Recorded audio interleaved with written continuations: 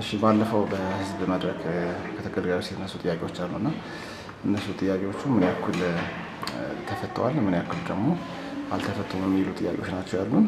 ያው ጥያቄዎቹ በክፍለ ከተማ ነው የተነሱት እና ለምሳሌ አንደኛ ከንፋስ ስልክ ላፍቶ የተነሱ ጥያቄዎች አሉ። ድምጽ ብክለትን በተመለከተ ነው ሁለቱም የተነሱት።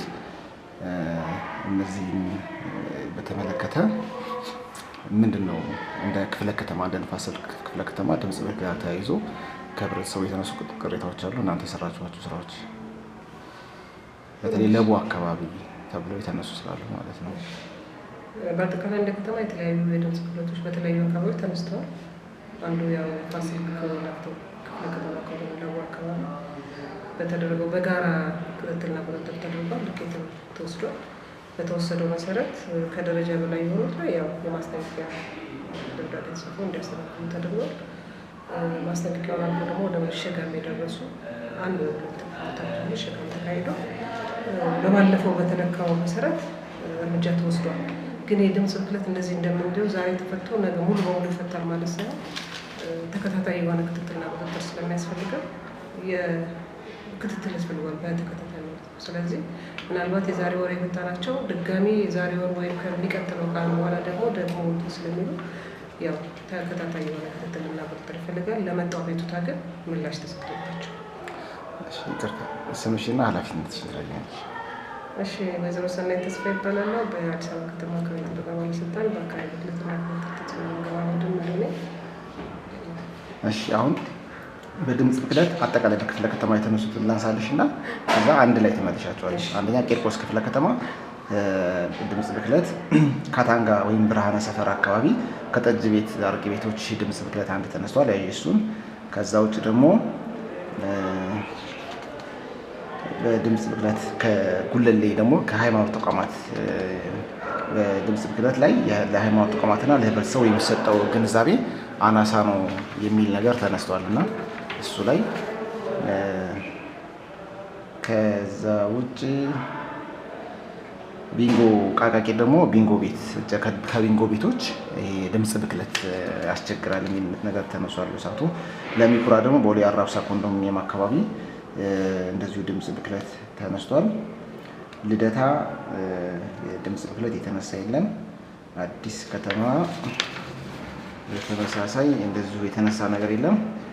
ቦሌ ክፍለ ከተማ እንደዚሁ የተነሳ የለም። በቃ እነዚህ ድምጽ ብክለት ላይ ናቸው። አጠቃላይ እነሱን አንድ ላይ መልሽልኝ። ምን ያክሎቹ ተፈተዋል፣ ምን ያክሎቹ ይቀራሉ ነው የሚለው።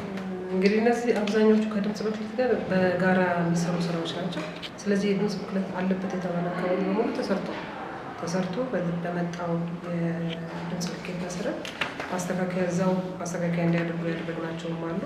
እንደገና ደግሞ ማስጠንቀቂያ የተሰጣቸዋል በሁሉም አካባቢ። ከዚህ ከሃይማኖት ተቋማት ጋር ተያይዞ እሱ እንደ ክፍል ብቻ ሳይሆን እንደ መስሪያ ቤትም የሃይማኖት ተቋማት ጉባኤዎች ከአንዴም 2-3 ጊዜ ተሰብስበው በሃይማኖት ተቋማት ላይ የተለያዩ ግንዛቤዎች ተሰጥተዋል። እነሱም የተለያዩ ሃይማኖት ተቋማቶች ሀገር ያሉ ቢሆንም እነሱም ችግር እያደረሱ ወይም ድምጽ ብክለት በሰው ላይ እያደረሱ እንዳሉ ታውቋል። እነሱም አምነዋል። ስለዚህ እንደ ሀገር ማስተካከያ ማድረግ ስላለባቸው ማስተካከያ እንዲያደርጉ በተደጋጋሚ ስምምነት ላይ ተደርሷል። ከህብረተሰቡ ለሚመጣው ቅሬታ እኛ በክፍለ ከተማ እንደ ማዕከል ሄደን ክትትል አድርገን ግንዛቤ ሰጥተን ማስተካከያ ማድረግ ያለባቸው ተቋማቶች ማስተካከያ ያደርጉ። ለምሳሌ ግልጽ በሆነ አካባቢ በራቸው መስኮታቸው ውስጥ በሆኑት ጋር መስኮት ገጥመው በር ገጥመው ድምፁን ቀንሰው ራሳቸው በውስጥ ብቻ በሚበቃ የድምፅ መጠን መልእክታቸውን እንዲያስተላልፉ ወይም ስብከታቸውን እንዲያደርጉ እያደረግን ያለው እና ግንዛቤው በሰፊው ነው እየተካሄደው። አናሳ ነው የሚለው እንደ ህብረተሰቡ ግንዛቤ ነው። ያው እንደ ህብረተሰቡ አባል ስለሆኑ ለሌላው ግንዛቤ ሲሰጥ እነሱም ግንዛቤ ይወስዳሉ። እንደገናም የሃይማኖት ተቋማትን ጠርተን ከአንዴም 2-3 ጊዜ እንደ መስሪያ ቤት ግንዛቤ ተሰጥቷል። እነሱም ለተከታዮቻቸው ግንዛቤ ሊሰጥ እየተደረገ ነው ያለው። ስለዚህ አናሳ ነው የሚለው ሊሆን ይችላል፣ ሙሉ በሙሉ ላይደረስ ይችላል። ነገር ግን ባለን በምንችለው መጠን እየተካሄደ ነው እየተሰጠ ነው ስለሆነ ህብረተሰቡ ግንዛቤ ያለው ግን ያለው ከቦታ ከመረም አንጻር አንዳንድ ችግሮች ሊኖሩ ይችላሉ። እንደከተማ እነሱም ማስተካከያ እንዲያደርጉ ለቀረበባቸው አቤቱታ ምላሽ እየሰጠን ነው ያለነው። እሺ ሌላ ደግሞ የተነሳው ምንድነው ከወንዝ ጋር በተያያዘው አሁን እነሱም እንደዚህ በየክፍለ ከተማ የተነሱ ስላሉ እነሱም ለቆምሽና እነሱ ላይ የተሰሩ ስራዎችና የቀሩ ነገሮች አንደኛ ቂርቆስ ላይ የወንዝ ብክለት በተመለከተ ለህብረተሰቡ ወይም በዙሪያው ለሚገኙ ብክለት አድራሽ አካላት ላይ ግንዛቤ አናሳ ነው የሚል ነገር ተነስቷልና እሱ ላይ የግንዛቤ ስራ ከመስራት አንጻር ምናልባት እሱን ግንዛቤ ክፍል ሊመልሰው ይችላል። እሱን በዋናነት ነው ስለሚመለከታቸው ማለት ነው። ከዛ ውጭ ግን ጋዜቦ አካባቢ ያለው የቆሻሻ የሽታ ብክለት አለ። አፍሪካ ህብረት እንደዚሁ ደግሞ ያለው የወንዝ በመሙላት ከፍተኛ ጎርፍ የሚያስከትልና በዚህም ሳቢያ ነዋሪው ላይ ለብክለት ተጋላጭ ናቸው የሚል አለ። ይሄ ቂርቆስ ላይ ነው። የፍሳሽ ቱቦዎች እንዲሁም ለእይታም ለሽታም አጋልጦናል የሚል አለ። ሌላው ደግሞ ቅሬታ መቀበያ ምናልባት ይሄ ያው በእንትንም ሊሆን ይችላል፣ ግን ዲጂታላይዝ ቢደረግ ወይ ሞባይል ዲጂታል ቴክኖሎጂ መተግበሪያ ቢበለጽግ የሚል ነገርም የተነሱ ጥያቄዎች አሉ። ሌላው ጥሩነሽ ዲባባ ቤጂንግ ሆስፒታል አካባቢ ላይ ምንጩ የማይታወቅ ሽታ አለ። ገላን ሌላው በአቃቂ ቃሊቲ የብዙ ኢንዱስትሪ ፋብሪካዎች መገኛ እንደመሆኑ የተለያዩ ፍሳሽ እና የሽታ ብክለት እየደረሰ ነው የሚል አለ። ለሚኩራም እንደዚሁ የፍሳሽ ቱቦዎች ተነስተዋል። ጨሪ በተባለው አካባቢም እንደዚሁ የፍሳሽ ጃርሶ ለእነዚህ አሁን ለሚኩራ ክፍለ ከተማ ያሉ ወደ ቦሌ አራብሳ አካባቢ ናቸው። ልደታም ደግሞ ተግባረድ አካባቢ የሚገኝ የቆሻሻ ክምር እነዚህ ናቸው። አሁን እዚህ ጋር የምትመልሽልኝ አንደኛ እነዚህን የተነሱ ጥያቄዎችን እንደ ክፍላችሁ መነሻ አድርጋችሁ የሰራችኋቸው ስራዎች ምንድን ናቸው? እነዚህ ጥያቄዎችን መሰረት አድርጋችሁ ማለት ነው። እሺ፣ እዚህ በቂርቆስ ጋዜቦ አካባቢ ተግባረድ አካባቢ የተባሉትን ያው ክፍለ ከተማ ወዲያውኑ መልዕክት ተላልፎላቸው በእኛ በኩል አቤቱታው እንደቀረበ ተፈቷል። እንደተፈቱ ማረጋገጫ ከነሱ ወስደናል ክፍለ ከተማዎች ላይ። ከዚህ ከአፍሪካ ህብረት ጋር ያለው ከኮሪደር ልማቱ ጋር የሚሄድ ነው የወንዙ ዳርቻ ልማት። እሱንም አሁን በሂደት ላይ ነው። እሱ ላይ ትንሽ ከላይ ተጀምሮ እየተጸዳ ነው ያለው። ስለዚህ እሱ ከዚህ ጋር የሚጸዳ ነው የሚሆነው። የጥሩነሽ ዲባባ ሆስፒታል ከሆስፒታሉም የሚወጣ ፍሳሽ አለ፣ ሌላም አለ። እነዚህ ከዋና ፍሳሽ ጋር ችግር ስላለ እሱ በፍርድ ቤት ሂደት ላይ ነው። እነሱም ለጤና ቢሮ ጽፈው ሂደት ላይ ናቸው ያሉት። የጥሩነሽ ዲባባ ጋር ተፈታም ችግሩ እንዳለ ታውቋል። ከእነሱ ጋር ተነጋግረናል። ስለዚህ እነሱ የፍሳሽ ማጣሪያቸውን ለማስተካከል በሂደት ላይ እንደሆነ ያለው ጥሩነሽ ዲባባ እዚህ ከለሚኩራ ጋር ተያይዞ ያሉት የፍሳሽ ማጣሪያዎቹ እሱ ከዋና ፍሳሽ ጋር የተያያዘ ለእነሱ ተጽፏል። በፍርድ ቤት ኬዝም ላይ ያሉ ሁሉም የፍሳሽ ማጣሪያዎቹ አብዛኛዎቹ በየጊዜው ነው የሚበላሹትና ከፍሳሽ ማጣሪያ ጋር የተያያዘ ለዋና ፍሳሽ የተጻፈም አለ። ዋና ፍሳሽ ራሱን ተከቷል። እንደገና ደግሞ በፍርድ ቤትም ኬዝ ያለ አለ። ከዚህ ከማጣሪያዎቹ ጋር ጨሪም ያለው ወደ አራብሳ አካባቢ ያሉት አብዛኛው ከፍሳሽ ጋር የተያዙት ከማጣሪያው ጋር የተያዘ ስለሆነ ለፍሳሽ ለዋና ፍሳሽ ጋር ተነጋግሮ ክፍለ ከተማውን በጣም እየሄደበት ነው ያለው ለሚኩራ ክፍለ ከተማ። ስለዚህ እሱ በዛ ደረጃ ነው። ከዚህ ከአቃቂ ወንዝ ጋር ይታወቃል። አብዛኛው ቆዳ ፋብሪካዎች በሙሉ ያሉት አቃቂ ወንዝ ዳርቻ ላይ ነው ያለው። ስለዚህ እነሱ የተወሰኑት ሁሉም መባል በሚችልበት ማጣሪያ ያላቸው። ስለዚህ ያው በየጊዜው በሚደረገው ክትትል ማጣሪያቸውን ሙሉ በሙሉ እንዲሰሩ ተደርጎ እንደውም ይሄ ዲስቻርጅ ፐርሚት እንዲጠይቁ ተደርጎ ከዚህ ከ180 2017 ከፍሳሽ ብክለቱ ደንብ ጋር ተያይዞ እነሱም ስራ እንዲሰሩ ተደርጎ አሁን የተሻለ አሁን ያለው ማለት ነው። ስለዚህ ፍሳሻቸው ሙሉ በሙሉ አጣርተው ንጹህ ፍሳሽ የሚሆነውን በመጠኑ መሰረት ወይ በደረጃው መሰረት መልቀቅ እንዳለባቸው ተነጋግረናል። እየተሰራም ነው። ስለዚህ የፍሳሽ ፍቃድ እንዲሰጥ በሂደት ላይ ናቸው። ማስተካከል ያለባቸውን ነገሮች እንዲያስተካክሉ ደብዳቤ ጽፏል። አሁን በእሱ ሂደት ላይ ነው እና እነዚህ አቃቂ ጋር ያለው ይታወቃል። የዚህ ከቆዳ ፋብሪካ ጋር ያለውና በተደጋጋሚ ታይቷል። እነሱም ለማሻሻል ጥረት እየተደረገ ነው ያለው። አሁን ያለው ከበፊቱ በጣም የተሻለ ነው። ወደፊት በቀጣይ እየተካሄደ አጠቃላይ በመጨረሻ እነዚህ ነገሮች ከተገልጋይ አገልጋይ ተገልጋይ መድረክ የተነሱ ነጥቦችን ይዛችሁ ምን ያክል የፈታችኋቸው የቀሩስ አሉ እንዴ? ያው አብዛኛው እንግዲህ መረጃ የምናገኘው እንደዚህ አይነት መድረኮች ሲዘጋጁ ከሚዲያ በሚመጣ ከኛ ኮሚኒኬሽን ከሚመጣ ህብረተሰቡ በግሉ ደግሞ መስሪያ ቤት መጥቶ ከሚያመጣው አቤቱታ በስልክ ከሚሰጠን አቤቱታ ነው ዋናው መነሻችን የሚሆነው። ስለዚህ በዚህ መነሻ መሰረት በተሻለ መጠን የሚቀርቡ አቤቱታዎችን በሂደቱ መሰረት እየፈታን ነው ያለው። በተለይ ከዚህ ከፍሳሽ ጋር ያለ አንዳንድ ቦታዎች ላይ አሁንም ክፍተት እየታየ ነው ያለው። በተለይ ከዚህ ወደ ቂርቆስ አካባቢ ከመንገዶች ጋር የመንገዶች የሚዘረጓቸው ቱቦዎች አሉ። እነሱ ቱቦዎች የተለያዩ ቆሻሻዎች ሰዎች የት ጋር ነው መስመሩ የማይታወቁ ግን ፍሳሽ የሚመጣባቸው ከእነሱ ጋር ከዋና ፍሳሽ ጋር ያው ደብዳቤ የተጻፈላቸው አሉ ለመንገዶችም ለዋና ፍሳሽ። ስለዚህ እነዚህ አቤቱታዎች የሚመጡትን በተቻለ መጠን ለመፍታት ነው ጥረት እያደረግን ያለ ነው። ምናልባት ያልተፈቱ ሊኖሩ ይችላሉ ካለ አንዳንድ መረጃዎችን አይተን ፋይል መከታተል ለቀጣይ ያልተፈቱትን መረጃዎች ቦታዎች ወይም የቀረቡ አቤቱታዎችን የምንፈታው ነው። አካባቢ ትምህርትና ገንዘብ ድምፅን ከፍ ታደርጋለህ።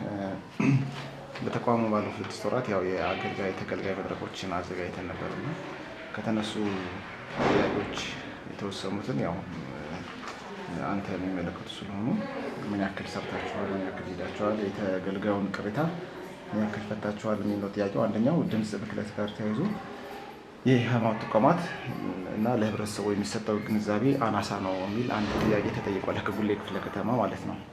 ስለዚህ እሱን ጥያቄ ይዛችሁ እሱ ምን ያክል ይህንን ክፍተት ለመሙላት ሄዳችኋል?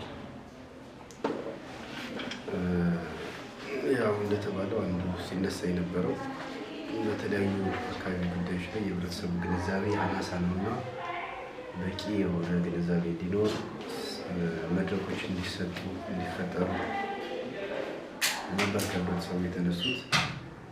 ስለዚህ በዚህም መሰረት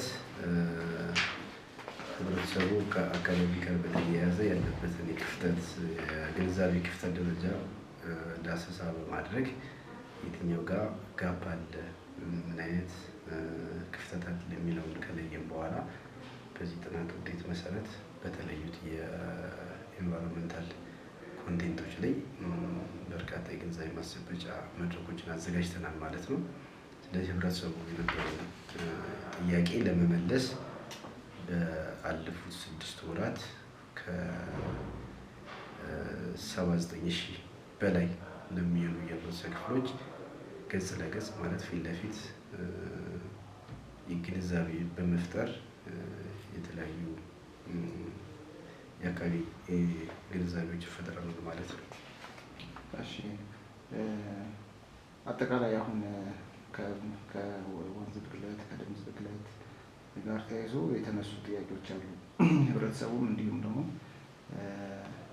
የአገልግሎት ሲሰጡ ተቋማት የአካባቢ ብክለት ጉዳዮች ላይ ግንዛቤው አነስተኛ ነው የሚላልና በየዘርፉ እነዚህን ነገሮች ለይታችሁ የሰራችኋቸው የግንዛቤ ስራዎች ይመስላሉ?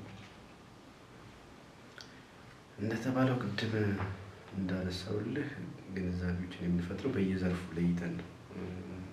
4 ዋና ዋና ዘርፎች አሉ እንደሚታወቀው እዚህ ተቋም ውስጥ ከብክለት ጋር በተያያዘ የሰጠናቸው የግንዛቤ እንትኖች አንዱ የድምፅ ብክለት ነው። የድምፅ ብክለት ከአገልግሎት ሰጪ ተቋማት፣ ከሃይማኖት ተቋማት እንዲሁም ደግሞ ከአምራች ተቋማት በሚወጡ በካይ ድምፆች ሳቢያ የሚደርሰውን የድምፅ ብክለት በተመለከተ ህብረተሰቡ ግንዛቤ እንዲያገኝ ጥቆማም ቅሬታም እንዲያቀርብ እንዴትም ከኛ ጋር አብሮ መስራት እንደሚችል በተመለከተ ከድምፅ ብክለት ጋር አንዱ የተሰራው ስራ ነው።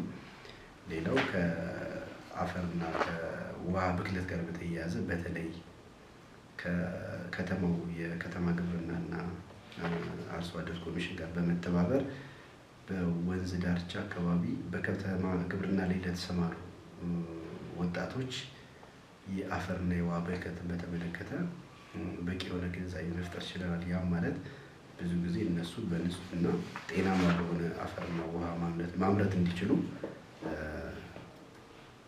ይህንን ግንዛቤ መፍጠር ችለናል ማለት ነው። ከዛ ባለፈ ሌላኛው አንደኛው የሰጠነው ከኢንዱስትሪ ብክለት ጋር በተያያዘ በተለይ የብክለቱ ሰለባ የሆኑት የህብረተሰብ ክፍሎች እና በካይ የሆኑ በየደረጃው የሚገኙ ማለት መካከለኛም ከፍተኛም አነስተኛም የሆኑ ኢንዱስትሪዎች ለእነሱ ባለቤቶችም እዛው አካባቢ ላለው የህብረተሰብ ክፍልን በኢንዱስትሪ ብክለት ሳቢያ ግንዛቤ ይፈጥረናል ማለት ነው።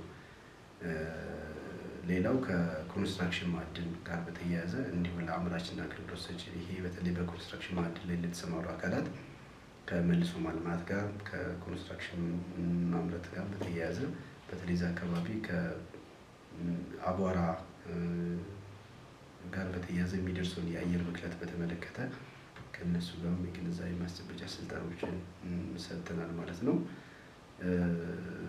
ከአየር ንብረት ለውጥ ጋር በተያያዘ በተለይ አማራጭ ኢነርጂ ቴክኖሎጂን በተመለከተ በተደጋጋሚ በዚህ ለተደራጁ ወጣቶች፣ እናቶች በተለይ በማገዶ ለሚጠቀሙ እናቶች በአማራጭ ኢነርጂ ቴክኖሎጂ ጋር በተያያዘ ለእነሱ ግንዛቤ ፈጥረን ከህብረተሰቡ ሲነሳ የነበረውን ጥያቄ በዚህ ደረጃ ለመመለስ ችለናል ማለት ነው። እሺ፣ ያው በሌላ በኩል እርስዎ የለውጥና መልካም አስተዳደር ዳይሬክቶሬት ተወካይ ነዎት እና በዋናነት በተለይ ደግሞ በህዝብ መድረክ ከተገልጋዮች የተነሱ ቅሬታዎችን በመለየት እንዲሁም የተፈቱና ያልተፈቱ የመልካም አስተዳደር ችግሮችና የህብረተሰብ ጥያቄዎችን እንደ ተቋም የሚጠምሩት እርስዎ ነዎት እና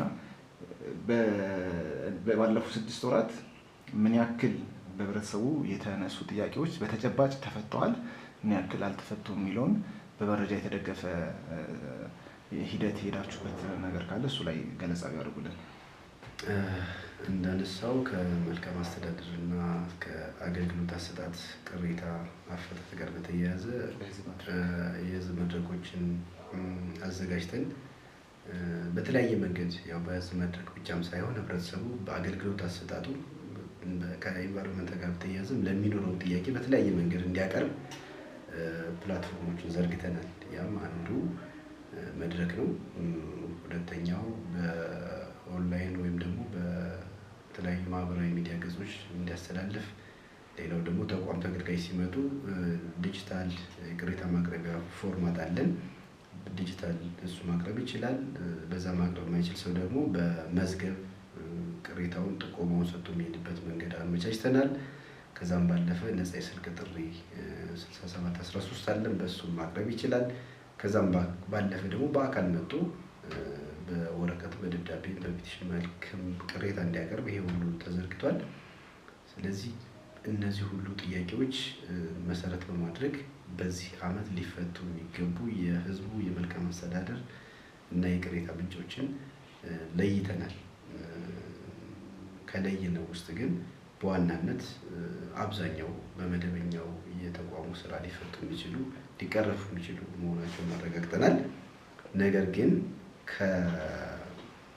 ከአምስቱ ከለየናቸው ውስጥ 5ቱ በዋናነት የመልካም አስተዳደር እና የቅሬታ ምንጮች ነበሩ። እነዚህም የድምፅ ብክለት፣ የፍሳሽ ብክለት፣ የሽታ፣ የመረጃ አያያዝ ከኮንስትራክሽን ማዕድን ጋር በተያያዘ የመረጃ አያያዝ ክፍተት፣ በዛም ሳቢያ ከካርታ መደራረብ ጋር ተያይዞ ባለ ጉዳዮችን የሚያንገላታ አንድ ኬስ ነበር። እሱ አንድ ሆኖ ተለይቷል። ሌላው ከአፈር መድፋት ማለት ባልተፈቀደ ቦታ ላይ በአፈር በመደፋት ምክንያት ወንዞች ተፈጥሯዊ ፍሰታቸውን ቀይረው ወደ ነዋሪው መኖሪያ አካባቢ በመግባት የብክለትና ለተለያዩ በሽታዎች የሚያጋልጡ የመልካም አስተዳደር ጥያቄዎች የህብረተሰብ ጥያቄዎች ነበሩ። እነሱን 5 በዚህ ዓመት እንፈታለን ብለን ለይተን በአብዛኛው ከ2 ኬዞች ውጭ